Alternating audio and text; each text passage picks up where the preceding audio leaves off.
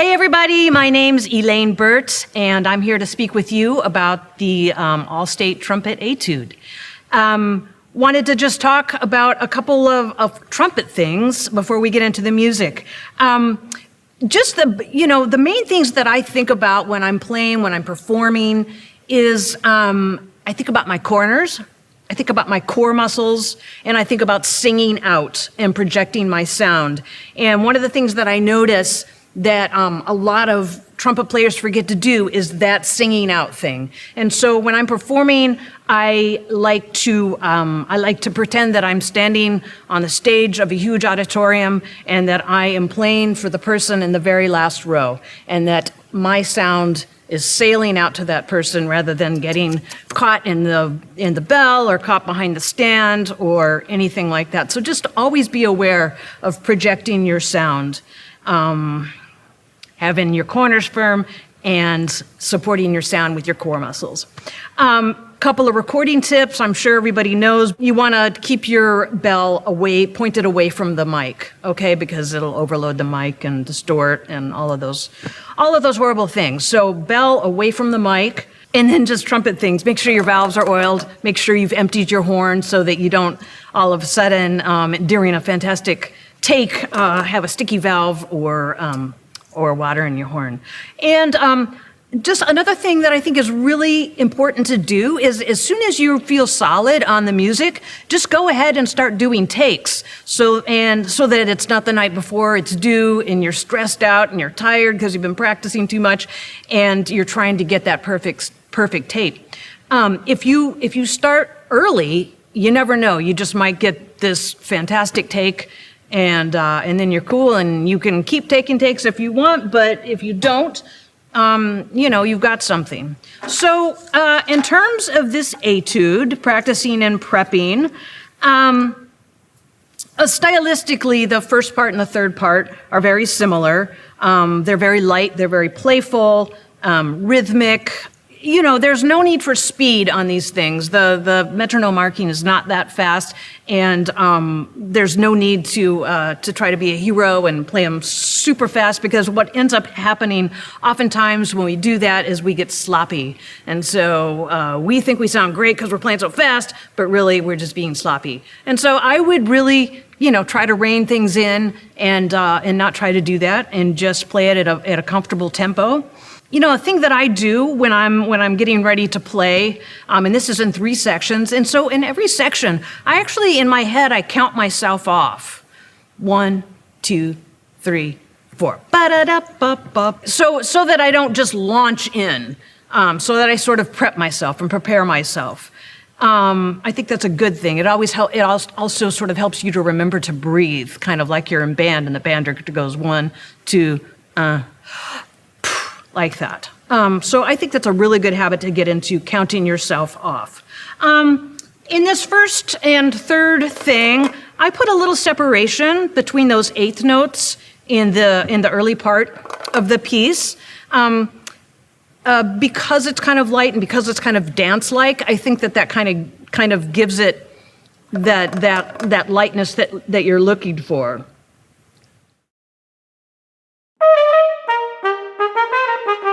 See, I'm putting just a little bit of space, a little bit of bounce, a little bit of space between those 8th notes. And stylistically, I think that works really well. What else do I do? Let's see. Important thing, ends of phrases, hold out the note. So like the end of the first line on the first section here.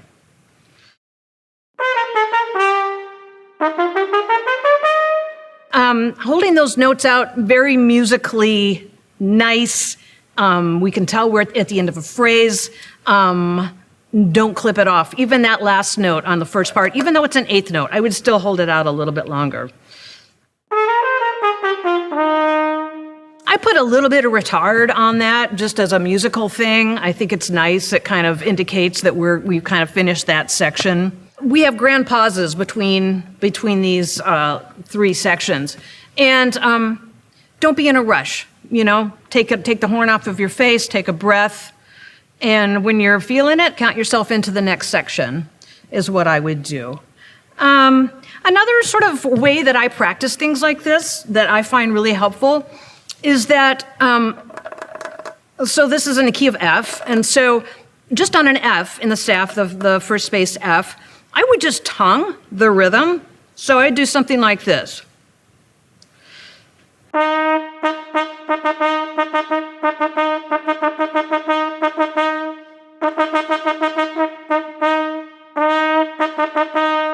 And then I would go back and I would slur it.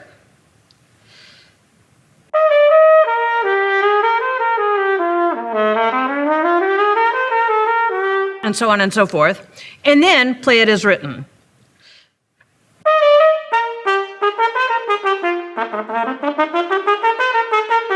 I find that sort of separating those two things, doing the tonguing first and then slurring the whole thing, when you slur the whole thing, you tend to breathe a little bit better, use your air a little bit better, and also use your fingers a little bit better.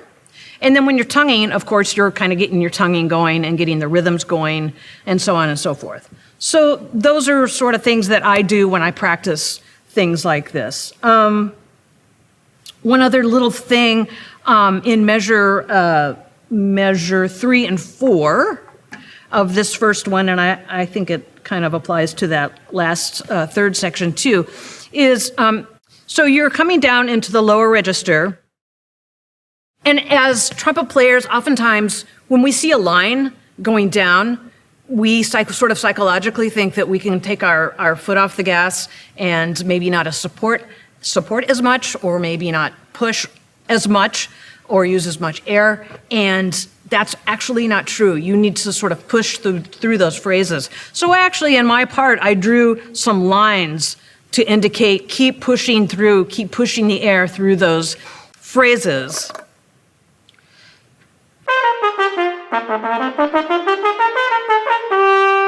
Right? So that's just a thing that's going to kind of help your sound stay solid and keep the momentum of the piece going. Okay? The middle part is where you get to really, it's a melodic section, and you really get to sing out and show off your tone and show off your vibrato, show off your dynamics, your musicality. When I play things like this, I think of opera singers, because opera singers have such a vast range of dynamics and of drama and all of the things that this middle section is. And so I say go for it and just make it as big and beautiful and singing out as you possibly can. Don't hold back.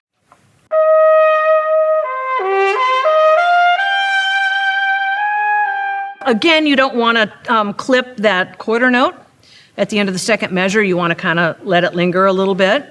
And then when you are headed down in the third and fourth measure, again, you want to make sure that you support. So in my part, I actually wrote a crescendo in the fourth measure to remind myself to push through all the way down from that high F all the way to the low D. And then when you get to the low D, you want to open your throat and have like the nice O sound, O shape, I should say, in your mouth, so that D is nice and big. Okay? So then we get into this maestoso part.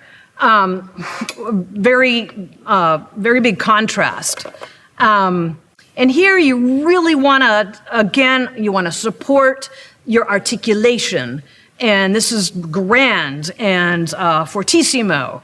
You're going to get that solid sound and that solid articulation by having, again, your core muscles nice and supportive of the sound and the articulation. We get to the second line of the melodic part, and so we have a rubato part. So we can start kind of messing around a little bit with the tempo, and we can kind of slow and speed up and slow and speed up. And this is our opportunity to kind of show off our musicality.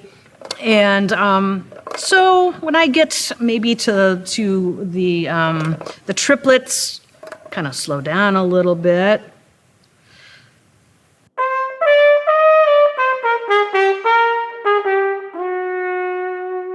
And then I take a breath.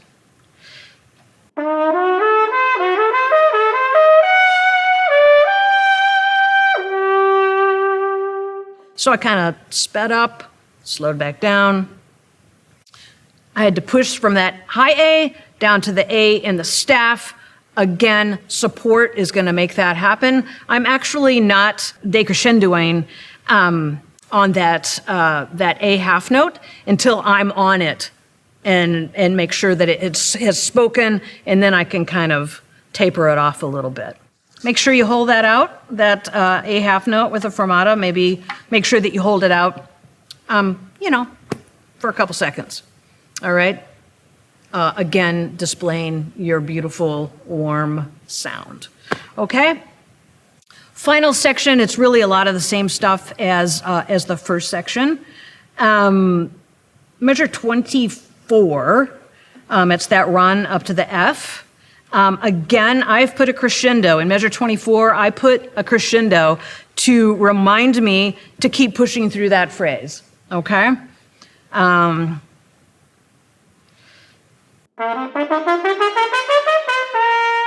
Like so.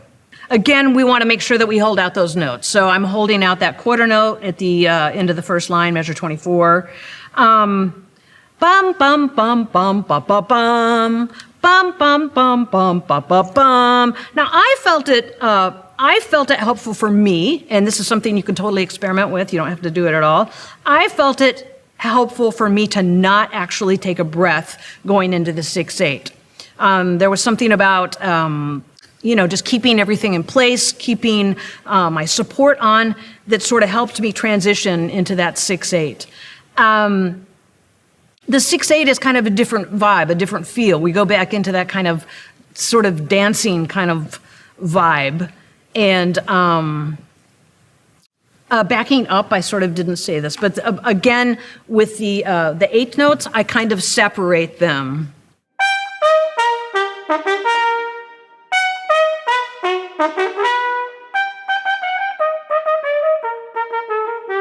So kind of this sort of more majestic thing into this kind of dance, dum, dum, dum, dum, dum. And then we get into the 2/4, and it doesn't on the sheet, it doesn't say you change dynamics, but I sort of see this as the big finish. And so for me, I am going back to forte, even though the last dynamic marking is the mezzo forte at the 6/8. And so it's just kind of a contrast thing.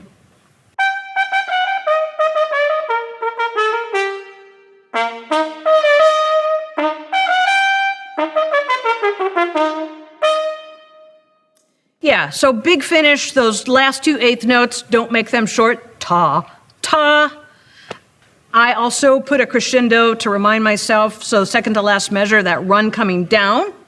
I put a crescendo to remind myself, do not let off of the support, push through that line, and then have the big finish. Bum, bum.